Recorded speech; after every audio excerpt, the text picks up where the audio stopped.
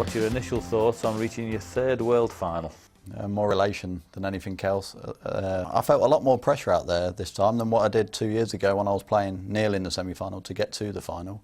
And then whether it's because, like you say, to get to another final and have a chance to win it for the second time, now I have won it before, whether it's that bit of pressure, I'm not too sure, but I definitely felt a lot more edgy this year out there. I mean, not just in the semi-final, but in most matches, really. Now, your preparation's slightly different for this one, of course, and you took a bit of time off. Was that just to try and stay fresh for the Crucible?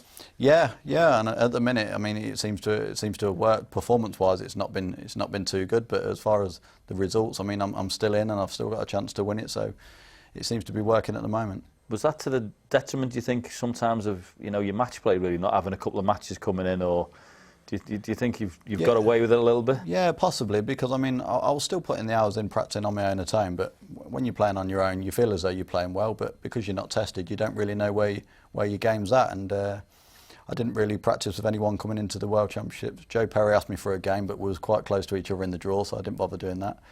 But I mean, yeah, in patches I've seemed to be caught out, but I've sort of got away with one, really. Now, what about your thoughts on your opponent, Ding Junhui? He's been flying, making centuries all over the place. It's going to be a tough game, isn't it? It will be a tough game, yeah. I mean, I need to up my game and score a lot better as well.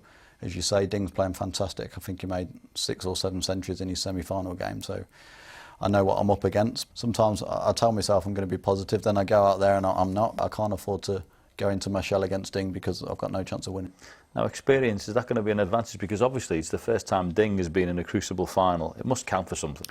Yeah, I suppose so. I mean, as you say, I still need to get off to a good start and capitalise on that, because I suppose if Ding's going to feel anything, it'll probably be at the start of the match. So if there's a little bit edgy there, hopefully I can capitalise on a good first session. And funnily enough, if you win, this will be your first trophy this season. Hard to believe, isn't it? It is, yeah. I mean, I won a smaller PTC, but as far as the main ranking events, I've not won anything as such, as you say. So for this to be my first tournament, it's not a bad one, I suppose, in a season. Now, I probably know the answer to this, but what would it mean to you to win 2 World Championships? Oh, it'd be amazing. I mean, even when I won my first, was a fantastic feeling. Everyone back home was saying, oh, great, if you win it again, it'd be even better. And well, I've given myself a chance by getting into the final again. So, yeah, I'll be trying my hardest, and if I do win it for a second time, it will be quite emotional, I think. It's been a wonderful season for the city of Leicester, hasn't it? Looks like they're going to win the Premier League. Mark Selby could win the World Championship. Will you stop texting me then if you do that?